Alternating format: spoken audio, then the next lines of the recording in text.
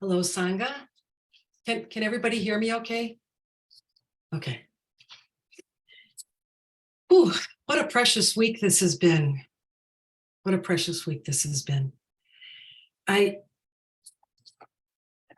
discovered something, having had a bit of a disruption in the usual schedule, which is, you know, when you hear something pop or crack in one of your joints, I figure it's never really a good thing.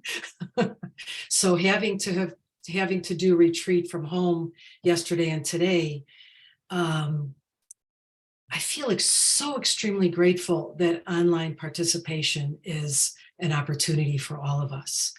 But I must admit in my heart of hearts that there is something so precious and extraordinary about being in the Zendo and seeing and hearing the harmony of Sangha.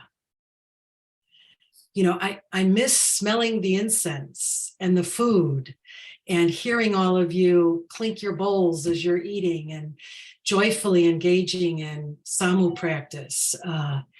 It's such a profound opportunity that we have, and I'm happy that Roshi and Sensei have provided online as well as in person for all of us to be able to study and practice in the way that's available to us, that we can.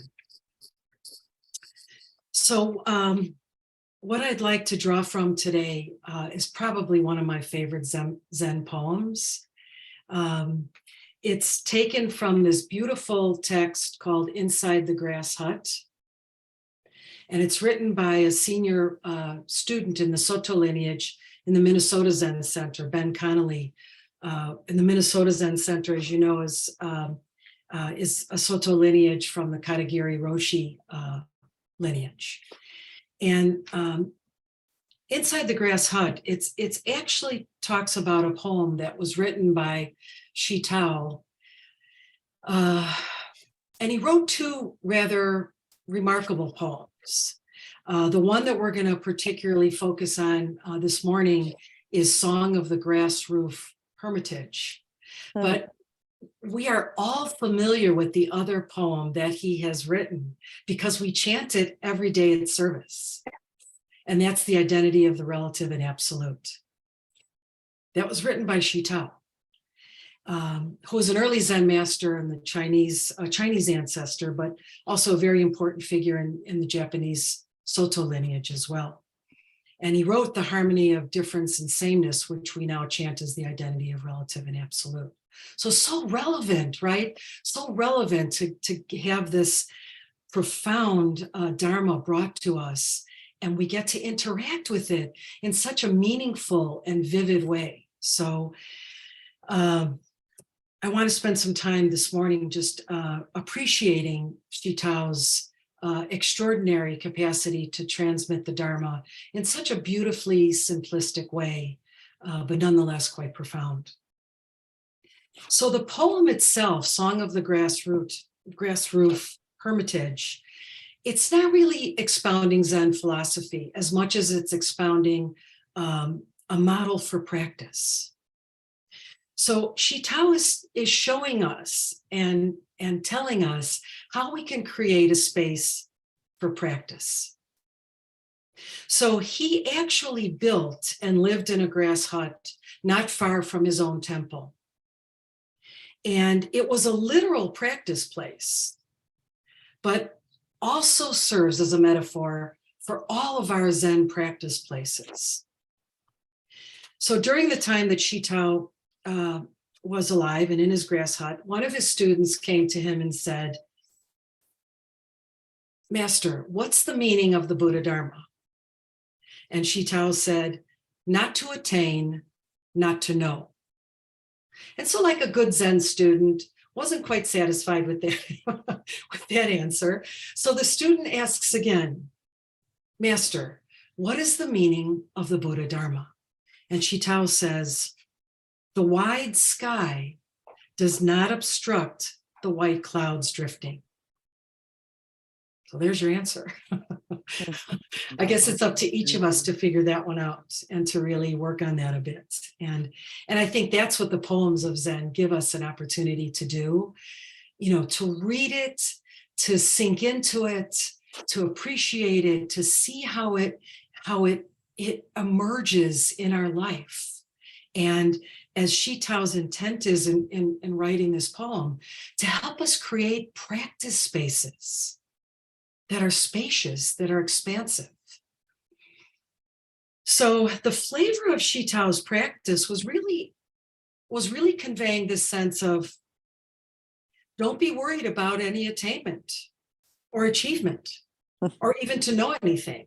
In fact, one of the lines in his poem is about this old monk not understanding anything at all. So it's so different from our usual way of trying to develop some rational way to understand, to interpret, am I getting it right? Is this correct? Is this what I need to progress? And Shitao is just saying, just enjoy the spacious sense of your practice. From Zazen emerges the way, right? We've been realizing this, perhaps in ways we've glimpsed this throughout this very, very profound and beautiful retreat.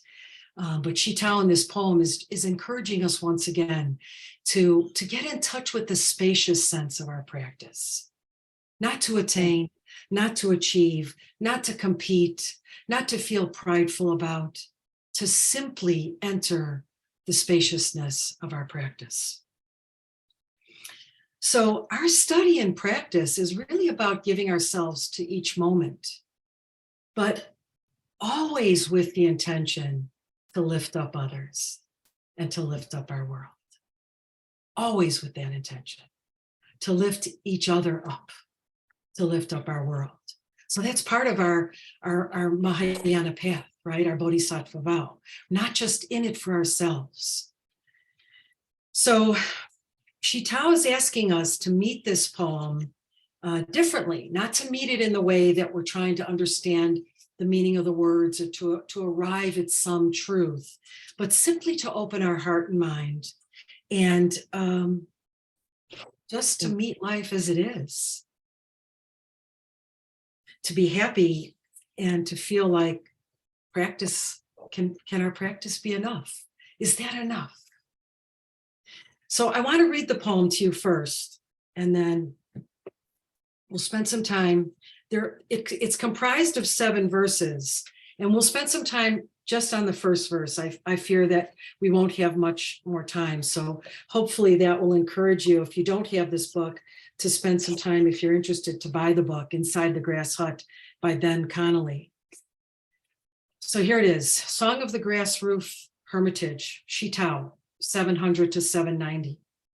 And this was translated by Kaz Tanahashi. So as you know, he's a very significant figure in Soto Zen lineage, and Taigen Dan Leighton, who actually was in the Chicago area. I don't know if they still are. So here's the poem. I've built a grass hut where there's nothing of value. After eating, I relax and enjoy a nap. When it was completed, fresh weeds appeared. Now it's been lived in, covered by weeds. The person in the hut lives here calmly, not stuck to inside, outside, or in between. Places worldly people live, he doesn't live. Realms worldly people love, he doesn't love. Though the hut is small, it includes the entire world. In 10 feet square, an old man illumines forms and their nature. A great vehicle bodhisattva trusts without doubt. The middling or lowly can't help wondering, will this hut perish or not? Perishable or not, the original master is present, not dwelling south or north, east or west. Firmly based on steadiness, it can't be surpassed. A shining window below the green pines, jade palaces, or vermilion towers can't compare with it. Just sitting with head covered, all things are at rest. Thus, this mountain monk doesn't understand it all. Living here, he no longer works to get free. Who would proudly arrange seats trying to entice guests? Turn around the light to shine within, then just return. The vast inconceivable source can't be faced or turned away from. Meet the ancestral teachers, be familiar with their instruction. Bind grasses to build a hut, and don't give up. Let go of hundreds of years and relax completely. Open your hands and walk, innocent. Thousands of words, myriad interpretations are only to free you from obstructions. If you want to know the undying person in the hut, don't separate from this skin bag here and now.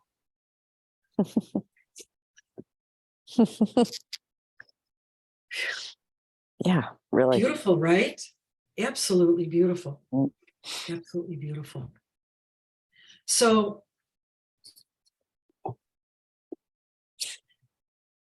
the first 5 words, I think we could spend probably the whole time just digesting the first 5 words. It's so beautiful. I've gone back to this poem again and again, and I just can't drink in enough of it. It just feels like there are so many pieces to it. So when Shitao starts by saying, I've built a grass hut, he's pointing us to, well, a grass hut is not very durable, right? We don't imagine that a grass hut is going to withstand storms and rain and powerful winds. And I'm going to quote verbatim, our poet Shitao is inviting us into his home. Is that beautiful? He's inviting us into his home. And this is the kind of home that he built. One that makes the absolute minimum claim to permanence. So here's the 5 words. The first 5 words are helping us develop the courage to face impermanence, to practice it, to believe it, to investigate it, to deeply understand it, not just intellectually. We all know that that doesn't really get us too far. In fact, probably muddies the waters. I speak from experience. So Buddha's teachings are helping us grasp impermanence. And the Buddha said, everything that comes to be must pass away. Make your peace with this and all will be well. Suffering arises from trying to turn away from impermanence. Liberation arises from facing it fully. So when we first started this Ango practice period and started studying the Lojong trainings, the foundation of Lojong training is helping us understand the profundity of the 4 reflections, or training in the preliminaries. That was the first point of the 7 points of Lojong training. Train in the preliminaries. And Shi Tao, in these first 5 words of his poem, are reminding us of the importance of training in the preliminaries. So what are the preliminaries? The first one is recognizing that we have a precious life. Right now, we are alive. Right now, we have faculties and abilities to study and practice, to hear the Dharma, to have a wish to hear the Dharma, to have a wish to practice.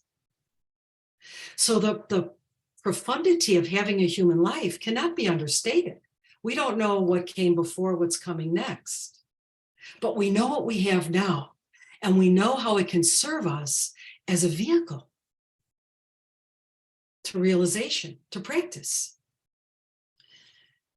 The second reflection, or the second preliminary, is recognizing that death is inevitable. And it's not trying to be morose and somber. It's trying to enliven our practice and to recognize, I don't know how much time I have left.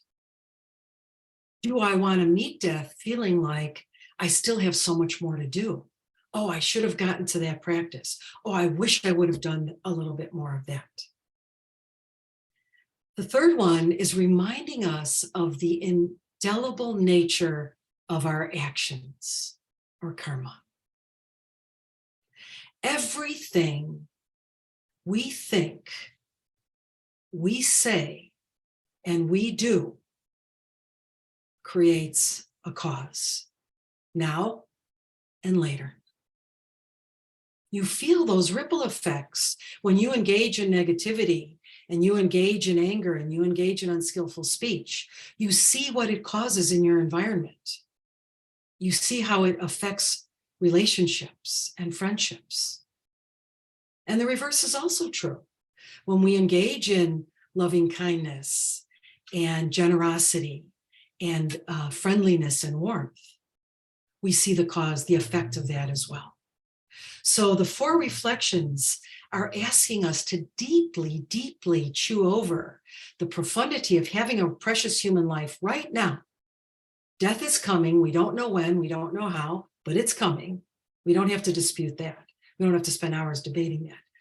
And we recognize that there are consequences to our actions. Everything we think, say, or do, there are consequences. Even if we don't say it out loud, there's a consequence in our heart, in our body, the way that we feel. And the 4th reflection is the pervasive nature of suffering. Until we're liberated, there is constant suffering.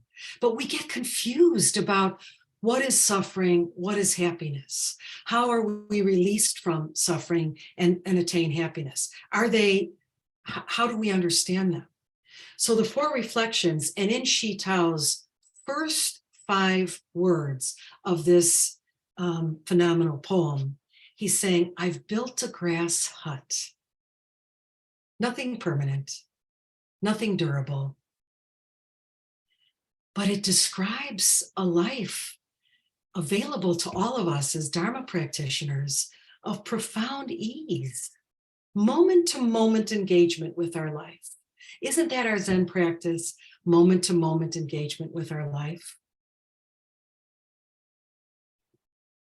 And Shitao in these first 5 words is saying, I'm okay with living with uncertainty because I'm living in a grass hut. At any moment, it can be gone. But I'm okay living with uncertainty. In fact, I choose to live with it because I've built it. I recognize the profundity of that.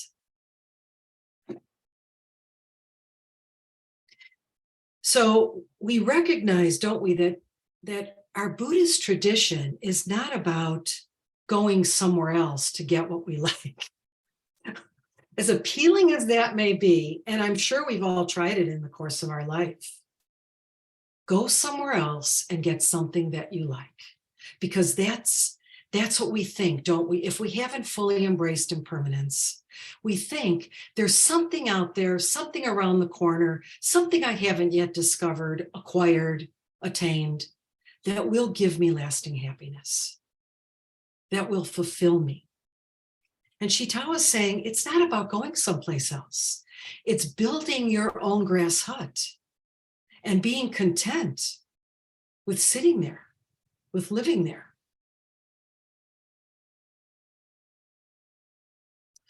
So I think one of the beautiful ways that we're being encouraged just in this very first section is that things will change. Like it or not, things will change. People will die. We'll be separated from things we like. We'll get things we don't like. We grow old. We have bodily aches and pains, illnesses. That is promised to us. That's the nature of suffering.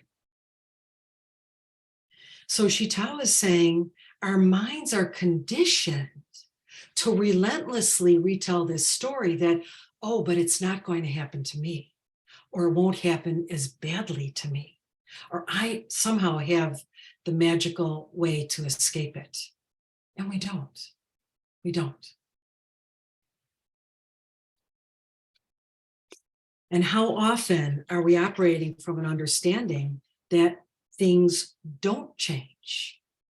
Wouldn't it be easier to flow with the truth that things do change, not fight it, not be confused by it?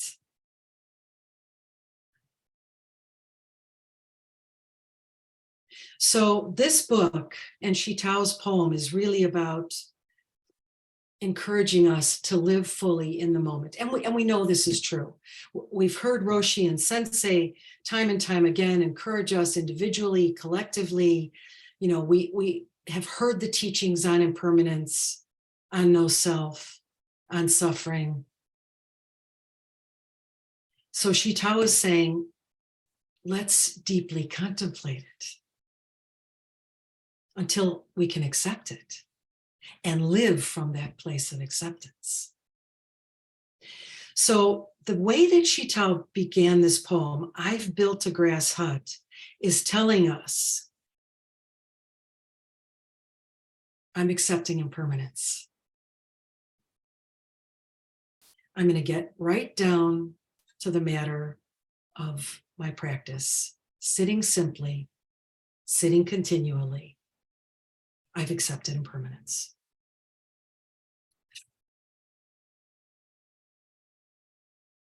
That was just the first 5 words.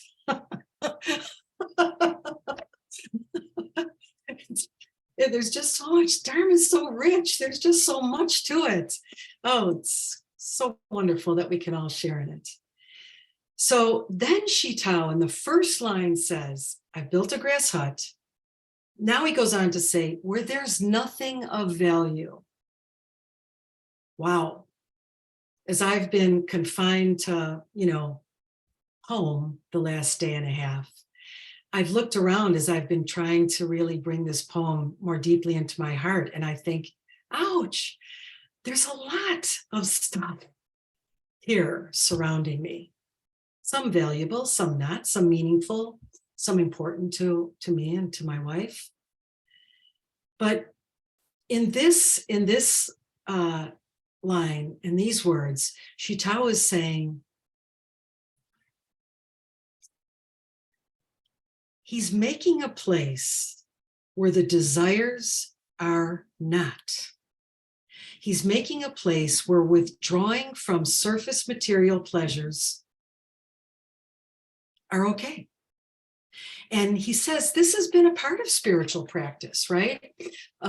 Sensei gave such just a magnificent talk yesterday and talked about Buddha's, asceticism, and then realizing that the middle way makes sense to develop our practice.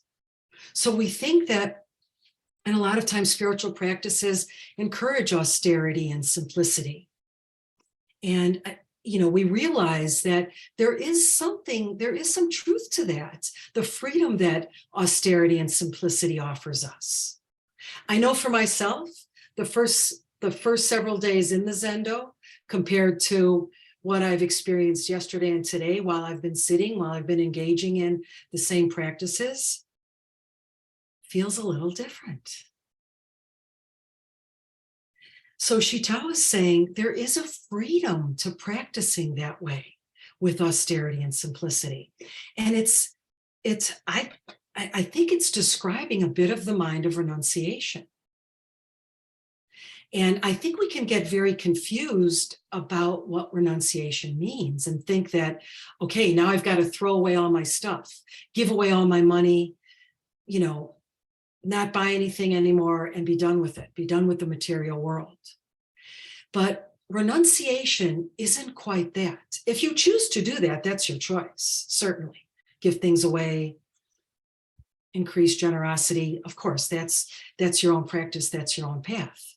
But renunciation is actually describing the mind, the mindset that lets go of the attachment to things and people and objects. So we can function with money, we can function with objects, but how much attachment do we have towards it?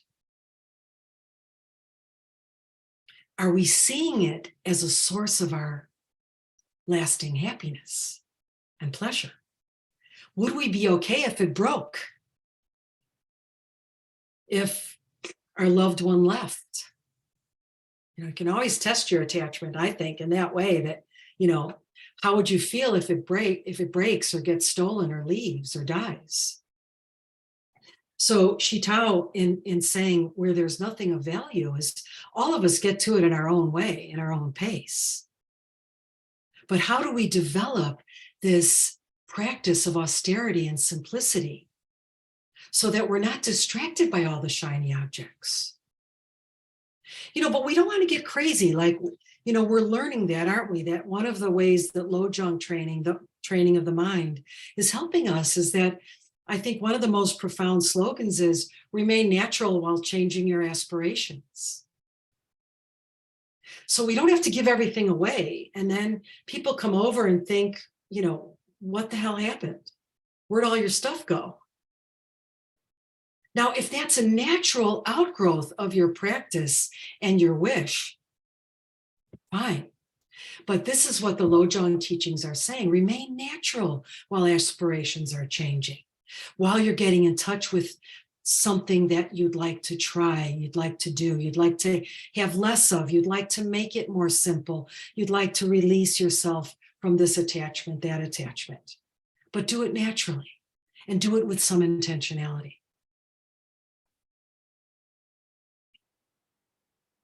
So Shitao reminds us where there's nothing of value means we can't get to the vast spaciousness of body and mind if we're surrounded by all of our things, right? Because all of our things are reminding us of, our usual array of possessions. It might be even activating some of our attachment or some of our longing or some of our desire. So Shitao's poem, the first line, I've built a grass hut where there's nothing of value, is telling us that while it's pointing to the humility of his home, it's also pointing out the humility and spaciousness of our mind, of our heart. And direct quote from the book: sitting in meditation and leaving behind the focus on material pleasures allows the mind to slow down and take a break from deciding what it wants and what it doesn't, to become a mind where there's nothing of value, where all things are equal, a mind at peace.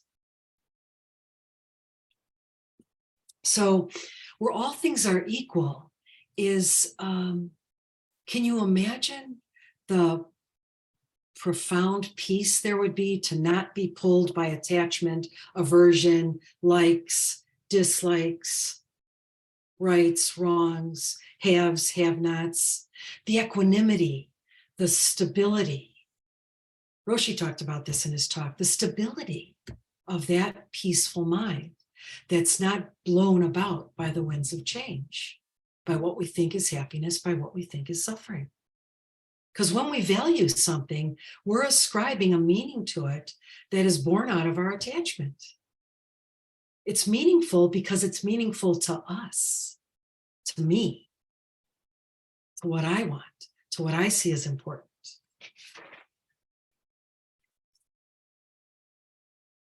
So I love the way that we're encouraged to think about this poem as an invitation, that we're invited into Shitao's simple place to give us an opportunity to let go of wanting more, wanting something different, wanting this, feeling that there's some scarcity in our world. And he also says to let go of the endless separation of yourself from this infinitely unfolding world by relinquishing picking and choosing, picking and choosing, picking and choosing. We're always picking and choosing.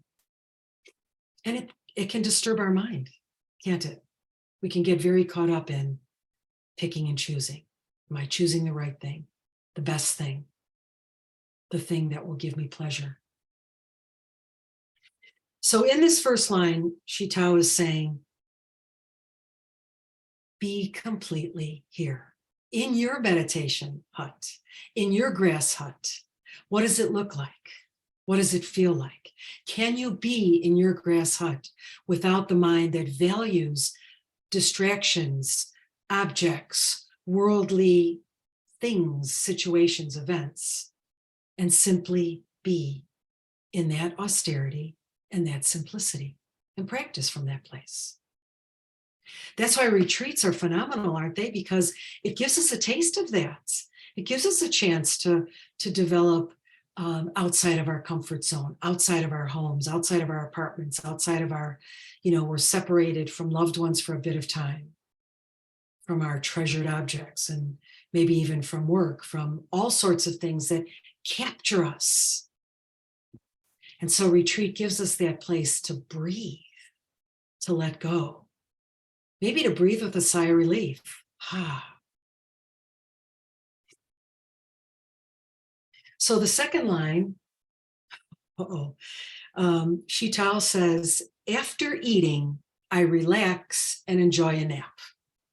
So maybe all of you have discovered this after lunch. You've got some downtime. After eating, I relax and enjoy a nap. So Shitao is getting to the place of reminding us of the middle way.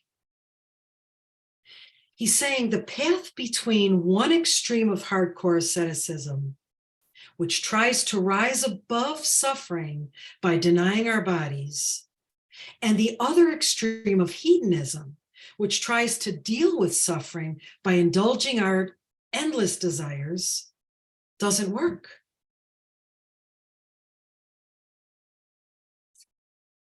So he's reminding us of an old Zen saying is, when you're tired, sleep. When you're hungry, eat. When you're resting, rest. Be fully engaged in that activity. When you're washing dishes, wash dishes. When you're cleaning the cat litter, clean the cat litter.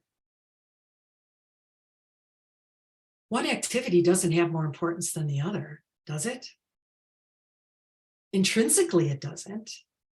But again, we're ascribing meaning. Well, I don't want to do that. I'd rather do this. What do you mean, scrub the toilet? Is that a holy activity? It can be. Depends what mind you bring to it. And appropriate tools. Let's not forget that.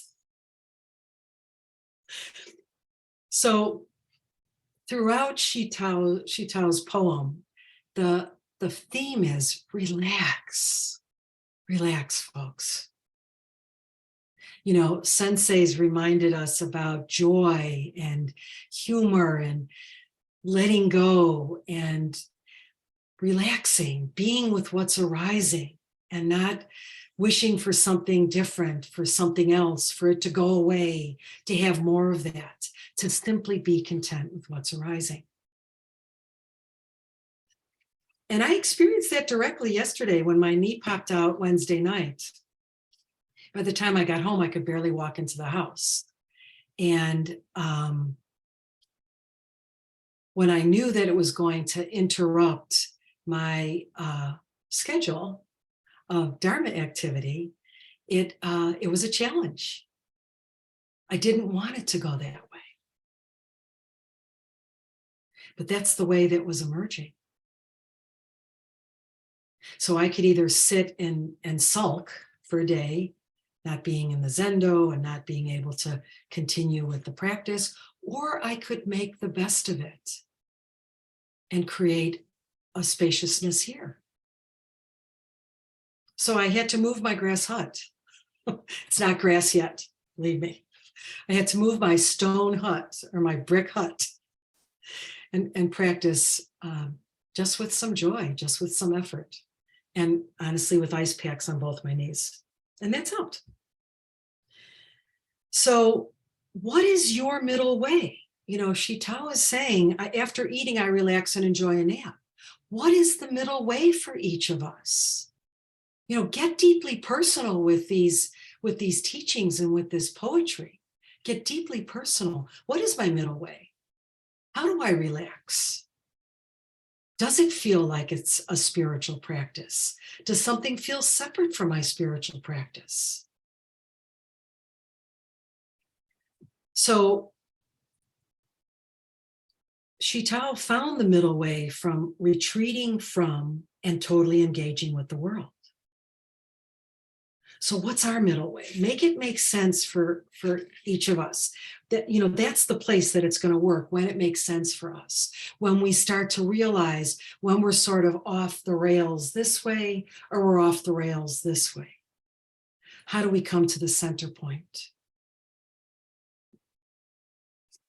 So we can practice simply and with less distraction. So the other understanding of the second line, after eating, I relax and enjoy a nap, Shitao is also telling us that there's a discipline in being at ease, right? There's some discipline in relaxing. Like, you know, I think sometimes people discover this when they go on vacation, and it's a much longed for, planned vacation. Monies were spent, plans were made, details were completed, and you get to the place that you wanted to go and you think, oh, I can't really relax. I need a couple days to settle in to a life of ease. And then you realize, oh, I only have 2 more days left. And so then we're like cramming everything in that we didn't get in the first 3 days because we were trying to disconnect from the busyness of our life. So, you know, Shitao is saying there's a discipline to ease, to taking a nap, to taking care of ourselves, getting the rest that we need. You know, through Roshi and Sensei's kindness and support, you know, as I talked about the disruption in this schedule, they said, take care of yourself. And I'm like, oh my gosh, there is a discipline. to self-care, self-compassion, caring for what we need so that we can be more available to others. So the third line, when it was completed, fresh weeds appeared. So here Shitao is saying, you know, it's a pretty conventional way to pick and choose what we want and what we don't want. So we think that we've accomplished something and we don't expect that there's going to be an interruption to that accomplishment. I've built a grass hut, and when it was finished, fresh weeds appeared. Now what do I do? Obstacles haven't completely gone away. Here I've carved out my meditation space, got it all set up, bought a new zafu or zabuton, got in there, and oh my God, there's a hole in it. And now what do I do? How can I sit? Fresh weeds are always appearing, aren't they? You know, if those of you that are gardeners, can anybody lay claim to the perfect garden where weeds will never appear? No, you spend a lot of time like getting the soil just right, buying the seeds that you think will produce the most delicious vegetables or beautiful flowers. And then here come the weeds, time and time and time again. So when it was completed, fresh weeds appear. You know, Shitao is reminding us about being mindful and allowing to just live simply, to be open and non-judgmental with what's appearing. Because what are the weeds in our life? What are the flowers in our life? Do we sometimes confuse the two? So when weeds appear, can we deal with the weeds? When flowers appear, can we enjoy the flowers? Without ascribing value, without being judgmental, without feeling like we're not doing it right. Something must be wrong. Weeds are appearing. Shitao is saying, when it was completed, fresh weeds appeared. Okay, can we accept that? Can we simply accept what's arising moment by moment in our life? How many times do we flail against it? Not that. Again? I have to deal with that person again? Why that? So a direct quote from the book, fresh weeds appear, but often as meditators, we don't want the weeds. We want the cleared out garden with just what we planted. We want a different garden from the one that's here. So as meditators, I think there's something being pointed to for us as meditators. How does this interrupt our practice or distract us in our practice? Because something's appearing that we didn't expect or that we didn't want, or that's disturbing our concentration. You know, Roshi said in retreat, you know, you're inevitably going to rub elbows or bump up against something that annoys you. Someone's breathing too loudly. Someone's got an incessant cough. Someone's not walking kinhin fast enough, and you have to adjust your pace. So many things in the most profound place of practice that can throw us off center. It's weeds appear. So as Dharma practitioners, as Zen students, how do we deal with the weeds in our own way? In our own way. You know, again, there's no right answer. It's our answer. What we discover that helps us maintain peacefulness, that helps us maintain equanimity, that helps us engage in practices of skillful speech, compassionate thought. So look around, fresh weeds will always appear. When it was completed, fresh weeds appear. But we can see, we understand this, we know this, and we can be complete with it. We don't have to try to get rid of it. We use it. You know, we've talked about this before, that everything can be our teacher if we let it, if we regard it that way. Everything can be our teacher. Who's not?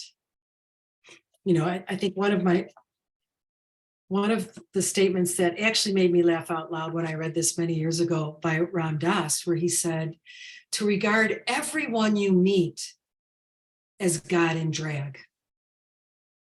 And we could say as Buddha in drag, right? Regard everyone you meet. Because sometimes we meet people and we think, come on, them? They're a Buddha? Really? No, I don't think so. I don't think so.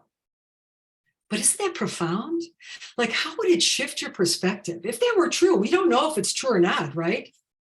We can't see into the minds of others. We don't know how this appeared in this point of time in our practice field.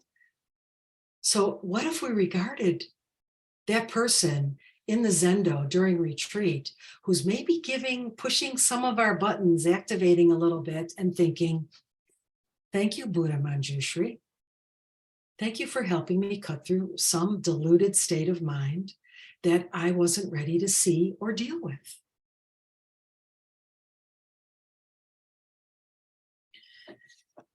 So hopefully we'll have a little bit more time to discuss and ask questions. So the last line in the first verse, now it's been lived in, covered by weeds. Now it's been lived in, covered by weeds. So Shitao is reminding us the mind that we bring to our practice space, that attitude, that view, that perception makes all the difference in our practice. To have a mind that just meets each thing without deciding whether it's worthy or not. That meets everyone and everything just as it is realization. Let me read that again. To have a mind that just meets each thing without deciding whether it is worthy or not, that meets everyone and everything just as it is realization. So this line, Shitao is pointing us towards something beyond description. And I want to read this because he's talking about it as the mind of enlightenment. Now it's been lived in, covered by weeds. He uses the humblest possible terms to describe what is held in the highest regard by countless Buddhist texts. So Shitao is using the most humble weeds, grass hut, things that we might consider ordinary, insignificant, really not that much meaning ascribed to it. But he's saying, this is the mind of enlightenment. Having completed the way, accomplished realization, tasted the truth that is beyond true and false, and gone beyond picking and choosing, what happened to our poet? His hut is covered by weeds. He didn't create a pure weed-free realm. He's here with what comes up. He's practicing with the weeds. He doesn't have to feel separate from them.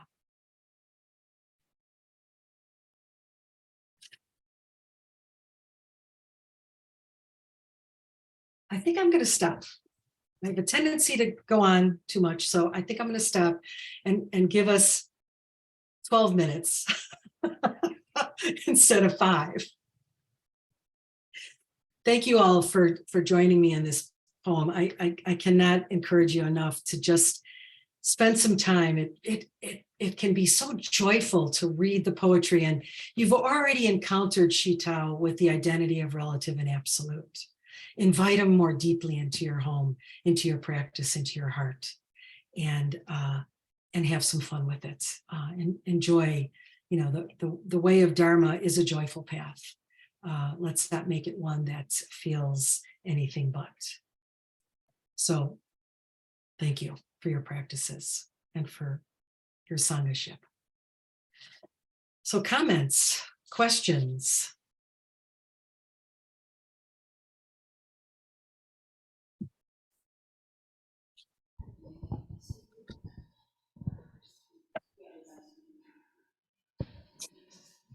So Shuso, it's Kaido here. That part about the person in Kinhin walking slow, Tuesday night. Well, no, there's always, here I am thinking, I'm like, this person's walking so slow. And then I was like, wait a minute. Where are you going? Where do you have to be? Because I'm usually flying around here. So I'm gonna fly around in Kinhin, And I'm like, yeah, slow down there, sweetie. So that was my weed. And, I had to address my weed, So yeah, thank you for that. But yeah, that's what I realized that night. That's beautiful, Benji. I think that captures the essence of what Shito is saying about weeds will always appear. And either it can disturb our mind, disturb our heart. We can even sort of go further and develop like this antagonism, or we can have some really sort of negative minds that get really, really annoyed. And you're right. Where do you have to be other than right there, right now? Thank you for sharing that. Thank you for sharing that, Benji.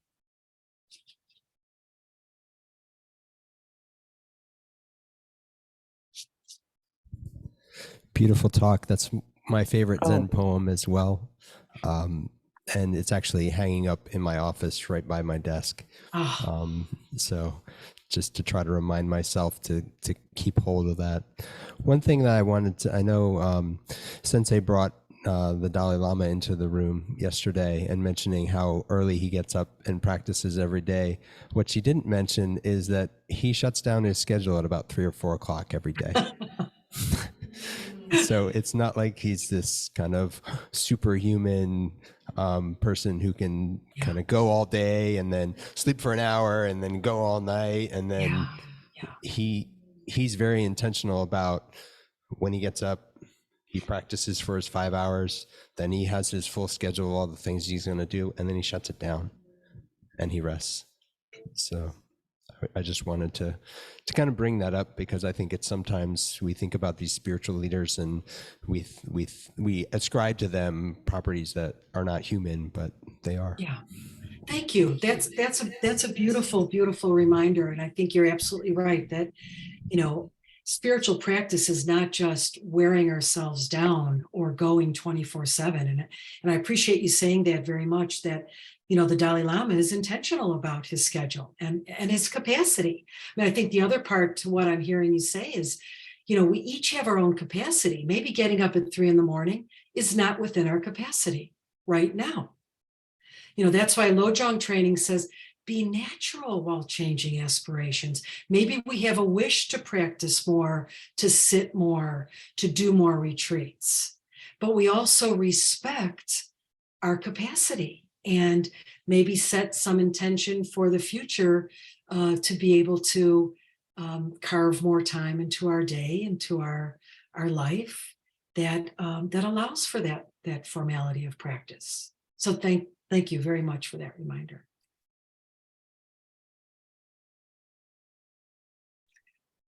Susan. Hi, everyone. My weed is that my computer is about to run out of juice. And so I wanted to jump in while I could, but thank you so much for a profound talk. And one of the lines, would you be okay if it broke, struck me for some reason, and I'm going to sit with that. Would you be okay if it broke? And I thought immediately about living in Massachusetts and being aware of political dynamics that I was not aware of in Chicago, oddly enough. And I drive around and often worry and think this country is breaking. And I'm living with wonderful people who vote differently. And so I jumped immediately to some idea about the country breaking, the world. I went big with that thought, but I'm going to sit with that because it resonated. And I thought I need to sit with what I think of as broken that isn't broken. I mean, it is what it is. It's neither fixed nor broken. Right. So thank you, Keijo. Delight to have you join us from oh, Massachusetts. you Thank have no idea what a delight it is to be with you. And I'm about to die here. And that's okay. It is. Let us know how it is.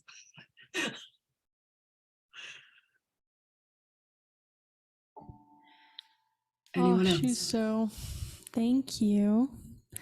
I wanted to, I guess, note something that stood out to me was you're bringing up the discipline of, rest and taking care of yourself, because I think that that's something I've been really working on. I would say about a year ago, I remember my husband to be telling me, just relax, take time, just, at work, I was feeling very stressed and all these things. And I just didn't know how, I just didn't know how to relax. And I think that's a big part of what ended up bringing me here to the Zen Center. And it's very interesting now, because now that I've taken time, I'm not working anymore, or at least in the same way. And now my husband is the one who's working all the time. Last night, just talking to him and really just kind of urging him in any way, to just cut something back, like just, anything, he's just, I've been here, obviously, so he's taking care of the kids and everything like that, and working overtime and all these things. And it's just kind of like, it's just really interesting to be on the other side of something that I know I will continue to work on for the rest of my life. But, it's just fascinating to see how easily the tables can turn and how easy it is to kind of forget that those lessons, even ones you've shared or urged others to take on. Thank you, Taylon, for sharing that.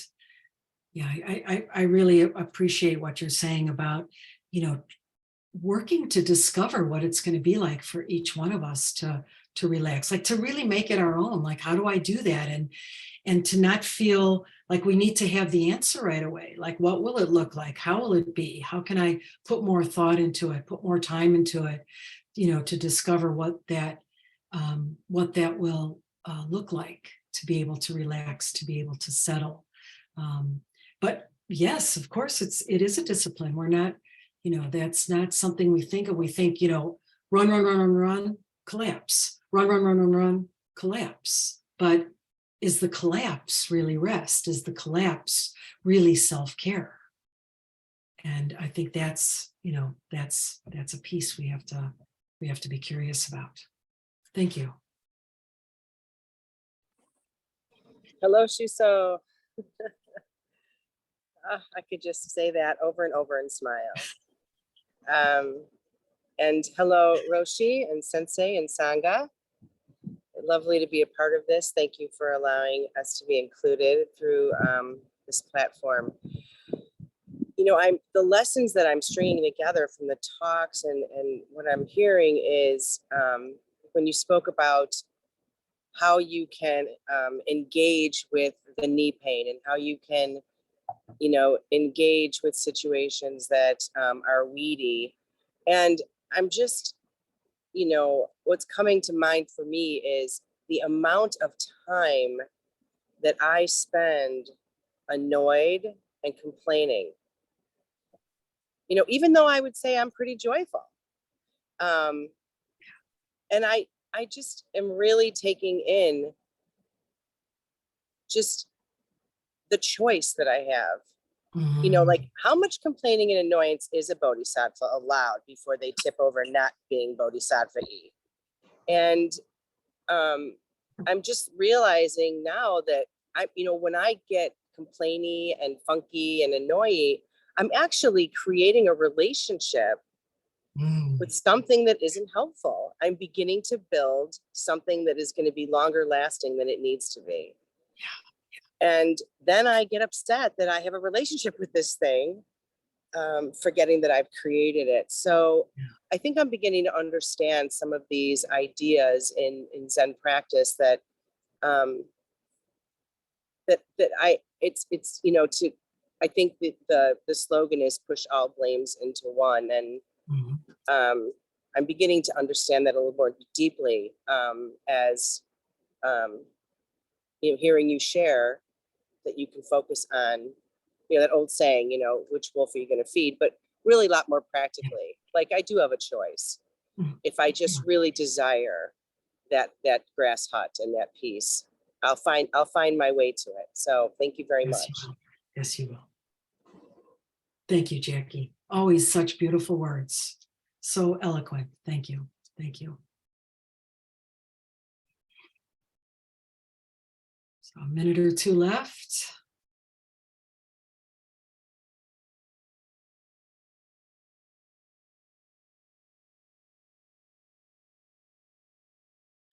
I was thinking about the effect of claiming this time on other people, and that it's kind of affirming that it's a good thing to go away. And I was thinking of my email message right now, which is something like this: I'm on retreat and I'm going to try really hard not to read my emails or answer them. And so I think some people might look at that and go, that's cool. Maybe you ought to try something like that. And I did look at them once, and there was something on there that said, you have to answer by Friday, and you have to think very carefully about what I just wrote, because this has to be posted somewhere on Tuesday. And I know I spoke to Roshi about this, and he said, well, you decide. Either you do or you don't answer it, So I looked at it and I said, well, I haven't had a chance to really look at this carefully, but here's 2 thoughts. And then that was it. So there's a discipline to that, and sometimes having to tell other people too that I'm doing this. So I'm going to this grass hut, and that's where I am. So. Thank you. I'm reminded of a story that Marshall Rosenberg told me a long time ago when Marshall Rosenberg created nonviolent communication, and he had a teaching. He said, don't do anything that doesn't give you the joy of a 5-year-old feeding a duck. Who actually lives like that, And so he had given this teaching in a workshop, and this mother came up to him at the end and she said, Marshall, I don't know about that teaching. I have to go home right now and fix dinner for my kids, And he says, well, it's up to you. And he says, well, I'm a mother. I have to, And so she left. And then many years later, her son, he discovered her son was in one of his workshops, and so he took the son aside and he said, well, how did it go with your mother? And the son said, I don't know what you told my mother at that workshop she went to, but she came home and it was the first time she hadn't prepared dinner for us, and we were all so grateful.